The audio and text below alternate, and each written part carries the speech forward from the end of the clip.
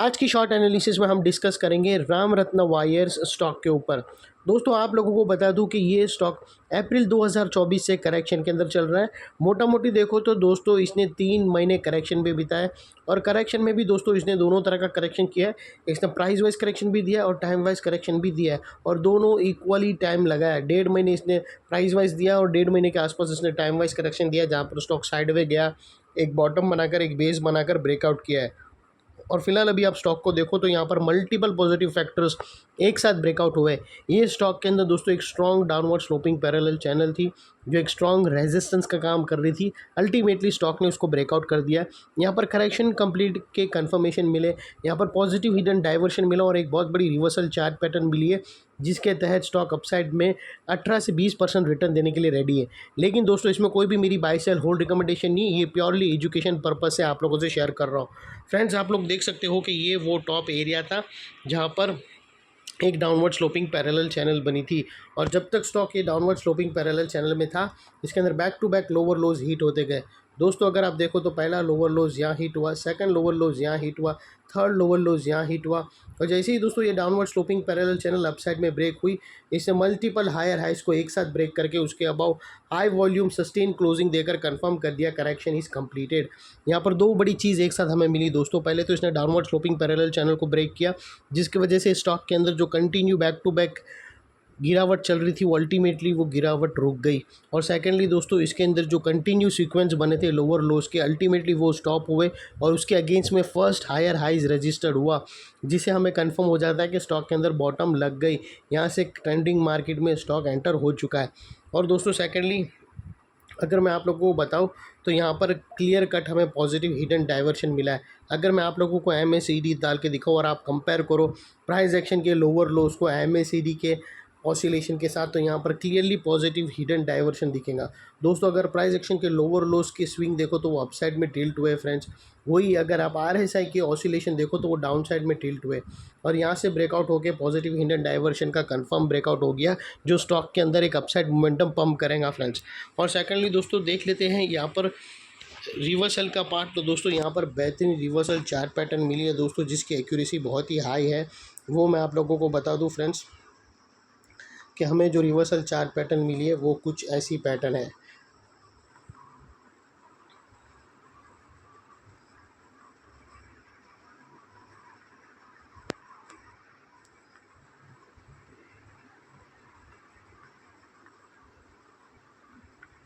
दोस्तों अगर आप देखो ना तो यहाँ पर क्लियर कट हमें inverted head and shoulder pattern मिली है, जिसकी नेकलाइन निकल कर समवेयर अराउंड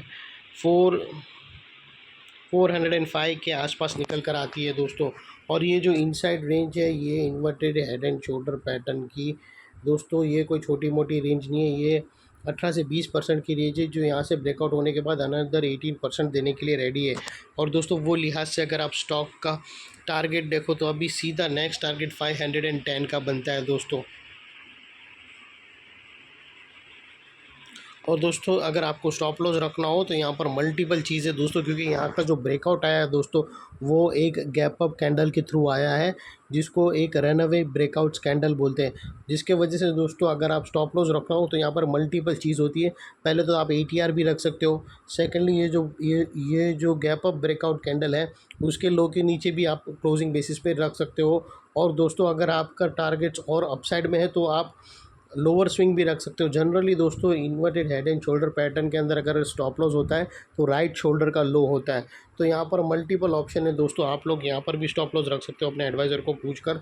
और दोस्तों एग्जैक्टली नेकलाइन के पास भी रख सकते हो, जो गैप फिल करने का एरिया है। और सेकेंडली दोस्तों ये जो यहाँ पर एक लोअर स्विंग भी बना है वहाँ पर भी रख सकते हो। और जो हेड एंड शोल्डर की राइट शोल्डर है वहाँ पर भी रख सकते हो, लेकिन उधर रखोगे तो थोड़ा risk to reward ratio favourable नहीं हुआ। लेकिन ये 3 स्टॉप लॉस परफेक्ट है और ATR के हिसाब से भी रख सकते हो अपने एडवाइज़र को पूछकर। और दोस्तों आपकी एंट्री जितनी नेकलाइन के पास बने उतनी वेल रहेंगी दोस्तों। और यहाँ से भी अगर आपकी एंट्री होती है तो वो लिहाज से अगर आप रिस्क टू रिवॉर्ड रेशियो देखो तो दोस्तों आपका रिस्क का एरिया फ्रेंड्स इतना ही रहेगा और रिवॉर्ड का एरिया इतना है। ये ऑलमोस्ट 1:2 या 1:1.75 का रिस्क टू रिवॉर्ड रेशियो है, जो काफ़ी फेवरेबल है फ्रेंड्स। और दोस्तों आप लोगों को एक और चीज़ बता दूं कि ये जो नेकलाइन के पास वाला एरिया है वो बहुत ही इंपॉर्टेंट एरिया है दोस्तों। अगर आप देखो तो यहाँ पर मल्टीपल पॉजिटिव फैक्टर्स एक साथ एक्शन में आते हुए मिले दोस्तों। यही वो एरिया था जहाँ पर दोस्तों हमने, और दोस्तों आप लोगों को एक और चीज़ बता दूँ, ये जो नेकलाइन है 405, अगर आप वेट करो एक और कैंडल का और इनकेस अगर वो कैंडल आपको नेकलाइन के पास मिलती है सेकंड कैंडल, और इन केस अगर समझो कल और 2 दिन अगर रेड कैंडल बन गए और वो नेकलाइन के पास रिटेस्ट करने आता है और उसके बाद ग्रीन कैंडल बने फिर एंट्री लो तो वेल एंड गुड है दोस्तों, ताकि आपकी एंट्री बहुत ही फेवरेबल हो जाएगी। जितने तुम नेकलाइन के पास लोगे 405 के पास उतना वेल। अभी 440 है दोस्तों, कहाँ 440 और कहाँ 405, क्योंकि इसकी जो ब्रेकआउट कैंडल आई है ना वो बहुत ज़बरदस्त है। और दोस्तों मोस्टली सेकंड कैंडल में पता चल जाता है कि ये एक, देखो ये एक रनअवे गैप रहता है और एक गैप ऐसा होता है जो फिज़ल आउट होता है। मतलब उसके अंदर हम बोलते हैं कि वो गैप में दम नहीं रहता, वो अल्टीमेटली गैप फिल करने सेकंड डिप से ही शुरू कर देता है। तो अगर दोस्तों कल अगर रेड कैंडल बनी तो इसकी पॉसिबल चांसेस है कि वो गैप फिल करने और भी 2-3 रेड कैंडल आएंगी। तो वो हिसाब से अगर आप नेकलाइन के पास लो तो ज़्यादा वेल एंड गुड है। और दोस्तों जैसा मैंने बताया था कि ये लेवल नेकलाइन के पास वाला एरिया है वो बहुत ही इंपॉर्टेंट है, क्योंकि ये दोस्तों यहाँ पर फर्स्ट टाइम हमने downward sloping parallel channel upside में ब्रेकआउट होते हुए मिली, यहाँ पर लोअर लोज हायर हाइज में शिफ्ट होते हुए मिले, यहाँ पर पॉजिटिव हिडन डाइवर्शन MACD के थ्रू मिला और एक बहुत बड़ी reversal chart pattern inverted head and shoulder pattern मिली। तो इन केस अगर स्टॉक अपसाइड जाकर अगर नीचे रिटेस्ट करने आया, वो गैप फिल करने आया, तो दोस्तों ये जो रिटेस्ट एरिया पे ये स्ट्रॉन्ग सपोर्ट का काम करेगा और यहाँ पर पॉजिटिव कैंडल बनकर स्टॉक को अपसाइड में धकेलेगा।